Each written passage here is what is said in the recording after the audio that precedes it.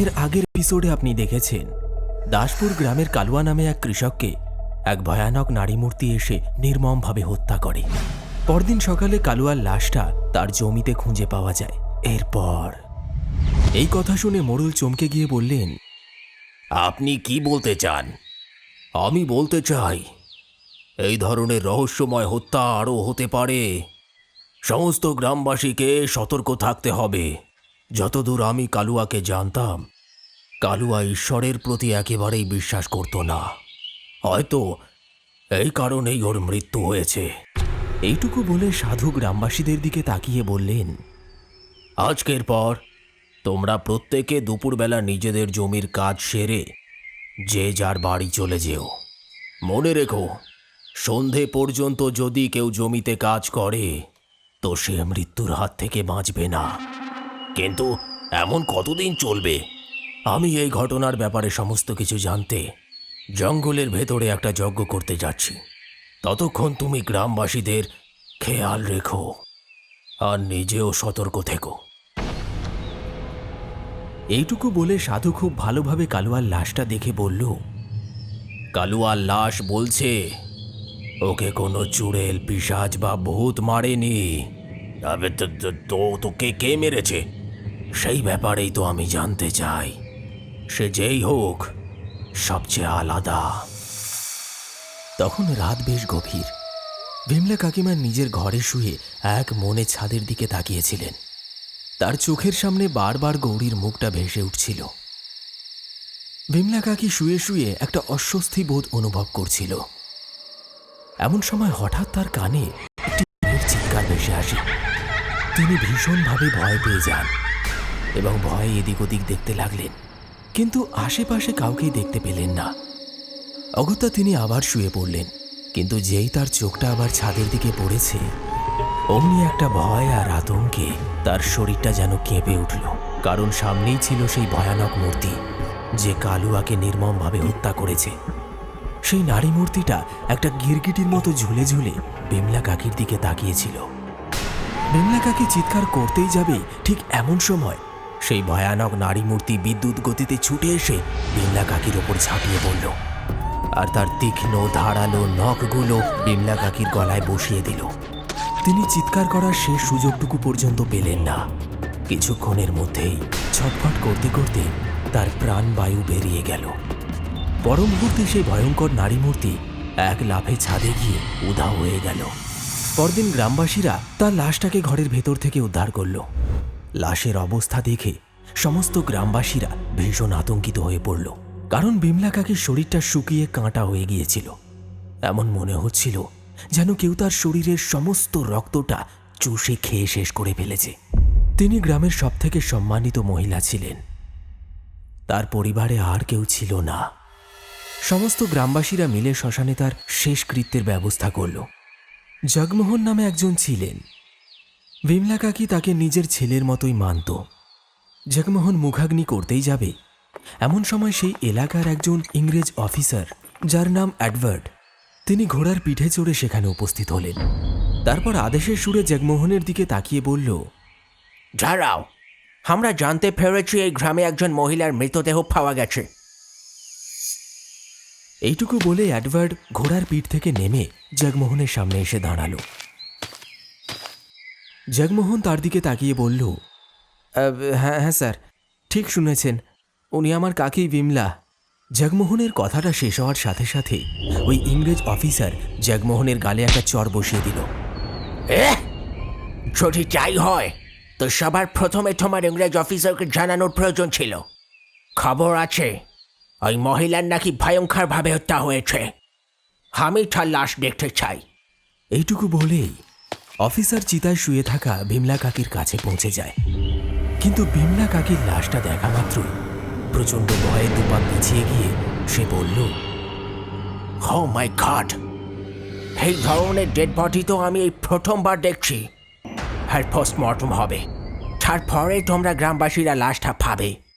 গ্রামবাসীরা সকলেই ভয়ের সাথে অফিসারের কথার বিরোধিতা করার চেষ্টা করল, কিন্তু এডওয়ার্ডের সামনে কেউ পসার জমাতে পারল না।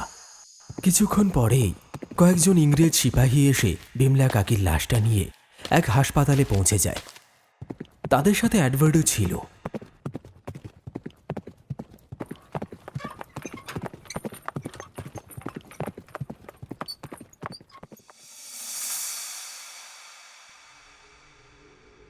অ্যাডভার্ড হাসপাতালের ডক্টরকে উদ্দেশ্য করে বলল, ডক্টর, প্রথমে তো আমি ভেবেছিলাম এটা সামান্য হত্যা, কিন্তু ডেড বডি দেখে আমি খুব ভয় পেয়ে গেছি। কাল সকালের মধ্যে পোস্টমর্টেম রিপোর্ট আমার টেবিলে চাই।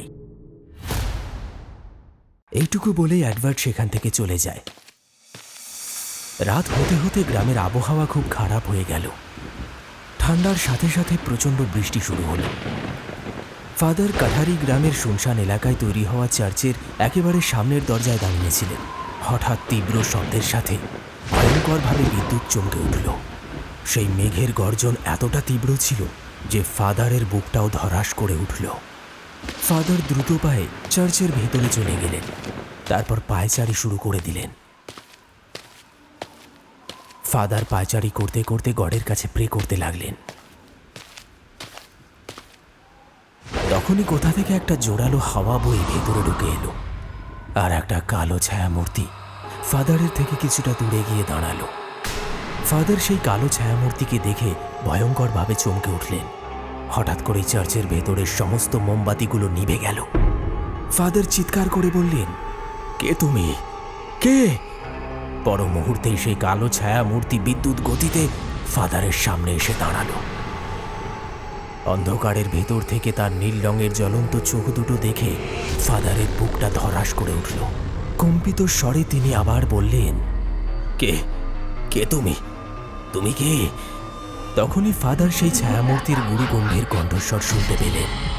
সে যার থেকে বাঁচার জন্য তোরা দিনরাত ভগবানের কাছে প্রার্থনা করিস,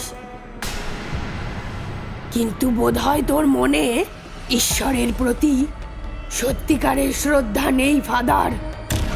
দেখ, আমি চার্চের ভেতরে চলে এসেছি, তাও তোর সামনে। তুমি যেই হও, আমার কাছে কি চাও? হঠাৎ করে চার্চের মোমবাতিগুলো জ্বলে উঠল। তখন ফাদারের সামনে এক খুব সুন্দরী মহিলা দাঁড়িয়ে আছে, যে তার নীল চোখ দিয়ে ফাদারকে দেখেই চলেছে। সুন্দরী মেয়েটি চার্চের একটি ক্রসের দিকে তাকিয়ে বলল, যদি আমি তোমায় ওই ক্রসের ওপর উল্টো ঝুলিয়ে দিই কেমন হবে? ফাদার কিছু বলতেই যাচ্ছিল, এমন সময় সেই মেয়েটির রূপ ভয়ানক আকার ধারণ করল। সে চোখের পলকে ফাদারের পিছনে কখন চলে এসেছে ফাদার বুঝতেই পারেনি।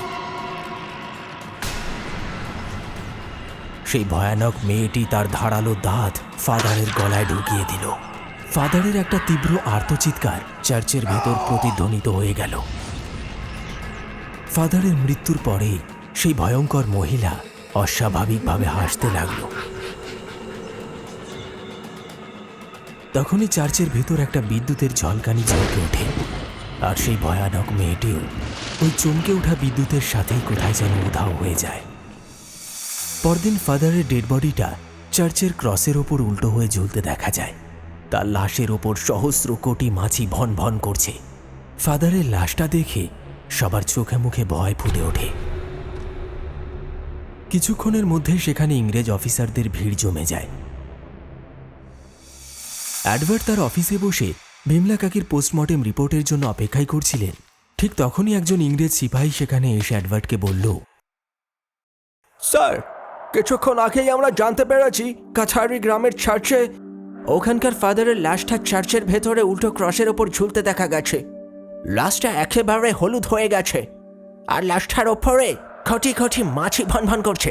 কথাটা শুনে অ্যাডভার্ড ভীষণভাবে চমকে গেলেন।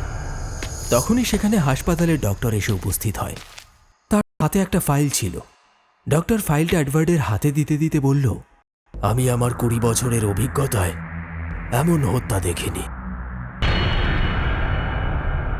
ওই মহিলার শরীরের ভেতরে এক ফোঁটা রক্ত অবশিষ্ট ছিল না, যেন তার ভেতরেই রক্ত ছিল না। আর ওই মহিলার গলার মধ্যে 2 বড় দাঁতের দাগ আছে।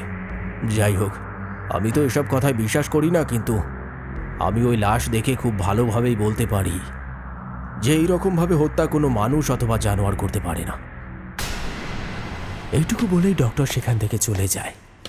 অ্যাডওয়ার্ড দ্রুত সেই সিপাহীর দিকে তাকিয়ে বলল, এই মুহূর্তেই আমাদের সক্ষম অফিসার চার্লসকে কন্ট্যাক্ট করো। তাকে বলো যে আমি তার সাথে দেখা করতে চাই। সন্ধ্যের দিকে সুদর্শন চেহারার এক অফিসার, যার নাম চার্লস ছিল, অ্যাডওয়ার্ডের অফিসে তার সঙ্গে দেখা করতে এলো। অ্যাডওয়ার্ড চার্লসের দিকে তাকিয়ে বলল, তুমি হয়তো জানতে পেরেছ যে এখন কাছারি গ্রামে কি চলছে। স্যার, আমি যতদূর জানি কাল রাতে কাছারি গ্রামে এক মহিলার ভয়ঙ্করভাবে মৃত্যু ঘটে গিয়েছে। ওই মহিলা গ্রামের রেসপেক্টেড মহিলা ছিলেন। আর আজ সকালে কাছারি গ্রামের চার্চের ফাদার লাশ ক্রসে উল্টো অবস্থায় পাওয়া গেছে। গুড, সব ডিটেল তুমি জানো। আমি চাই তুমি এই বিষয়টাকে হ্যান্ডেল করো। আমার এখানে কিছু না কিছু একটা গড়বড় মনে হচ্ছে। আমি আরও একটা ব্যাপার জানি স্যার, যেটা শুনে হয়তো আপনি বিশ্বাস করবেন না। চার্লসের কথা শুনে অ্যাডওয়ার্ড পুরোপুরি চমকে গেল। কি সেই খবর? আমি জানতে পেরেছি যে কাছারি গ্রামে সুখদেব নামে একজনের মেয়ে গৌরীর মৃত্যু হয়ে গিয়েছিল, কিন্তু গ্রামবাসীরা বলছেন যে তার মেয়ে আবার জীবিত হয়ে গেছে।